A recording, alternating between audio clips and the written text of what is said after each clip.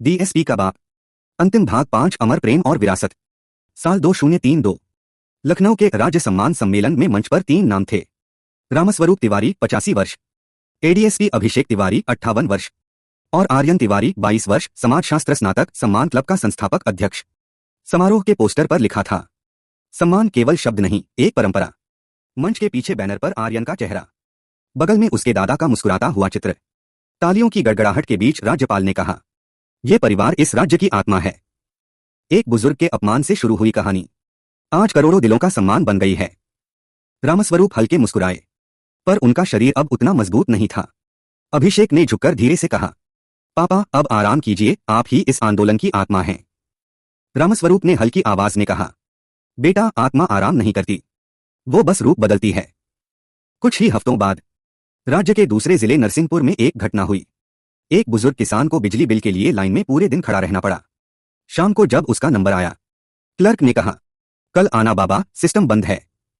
किसान वहीं गिर पड़ा। मरने से पहले बस इतना कहा, किसी से भीख नहीं मांगी थी, बस अपना हक मांगा था। यह खबर टीवी पर फैली। सम्मान अभियान वाले राज्य में फिर बुजुर्ग की बेइज्जती। सोशल मीडिया पर गुस्सा। विपक्ष ने सवाल उठाए, क्या डीएसपी तिवारी का आंदोलन केवल दिखावा था? अभिषेक के लिए यह वक्त कठिन था। उन्होंने अपने बेटे से कहा, आर्यन, यह वही वक्त है जब आंदोलन की सच्चाई की परीक्षा होती है। राज्य प्रशिक्षण विभाग में अब रवि सिंह वरिष्ठ सलाहकार थे। उन्होंने अभिषेक से कहा, सर, जनता अब भावनाओं से नहीं, नतीजों से जुड़ना चाहती है। अगर हमने तुरंत कदम नहीं उठाए तो सालों की मेहनत मिट जाएगी। अभिषेक बोले, हम कदम उठाएंगे, लेकिन बदले में नहीं, सुधार के लिए। आर्यन ने सुझाव दिया, हम सम्मान लोक अदालत बनाते हैं, जहां हर बुजुर्ग अपनी बात कह सके और तुरंत कार्रवाई हो। अभिषेक ने मुस्कुराकर कहा, तू सच में मेरा बेटा है। एक सप्ताह में सम्मान लोक अदालत शुरू हो गई। पहला सत्र लखनऊ सिटी हॉल। मंच पर अभिषेक, रवि सिंह और आर्यन। सामने हजारों लोग, जिनमें कई बुजुर्ग अपने दस्तावेज लिए खड़े थे। पहला केस एक बुजुर्ग महिला, जिसे बैंक में लाइन से धक्का देकर निकाल दिया गया था। अभिषेक ने तुरंत आदेश दिया, उस शाखा के मैनेजर को निलंबित किया जाए और महिला को तुरंत सेवा दी जाए। भीड़ में तालियां, महिला की आंखों में आंसू। आर्यन आगे बढ़कर उनके पांव छूता है, आशीर्वाद दीजिए दादी, अब कोई और मां बहन यूं अपमानित नहीं होगी। अदालत के बाद मीडिया में हेडलाइन, सम्मान लोक अदालत, न्याय नहीं, संस्कार की जीत। रात को घर में दीपक जल रहा था। रामस्वरूप बिस्तर पर लेटे हुए थे। अभिषेक और आर्यन दोनों पास बैठे। रामस्वरूप बोले, बेटा, जो काम तुमने किया वो केवल कानून नहीं, मानवता का काम था।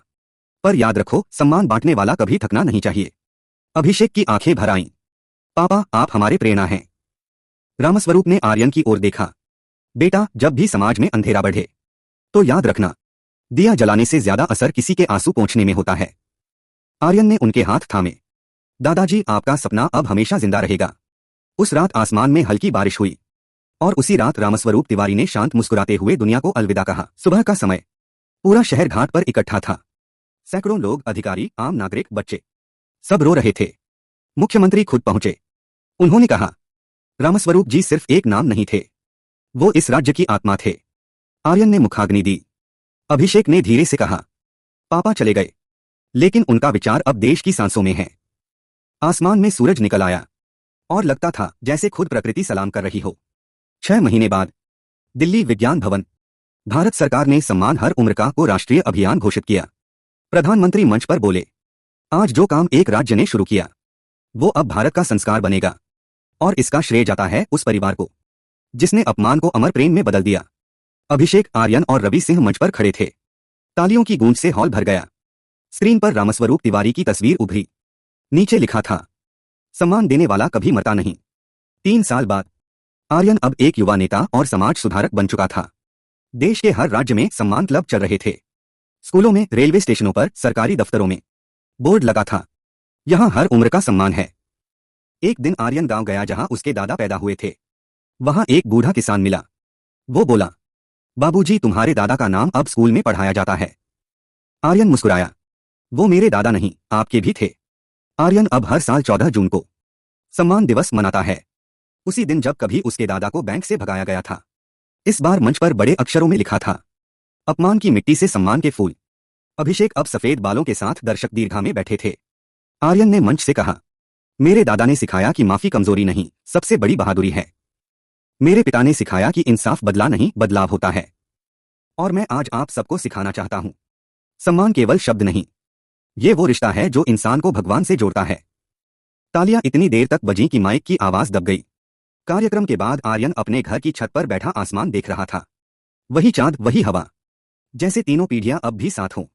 पीछे से अभिषेक आए। बेटा, तेरे दादा का सपना तूने पूरा कर दिया। आर्यन ने कहा। पापा, मैंने बस वही किया जो उन्होंने सिखाया। कभी किसी को छोटा मत समझो। अभिषेक बोले। अब ये आंदोलन तेरा है। और याद रख, सम्मान अगर अमर रहना है तो उसे प्रेम से जोड़ना होगा। आर्यन मुस्कुराया। हाँ पापा, यही अमर प्रेम है, जहां एक अपमान ने 3 पीढ़ियों को जोड़ दिया। डीएसपी का बाप, अमर प्रेम और विरासत। एक कहानी जो सिखाती है इंसाफ की जड़ सम्मान में है और सम्मान की जड़ प्रेम में। समाप्त।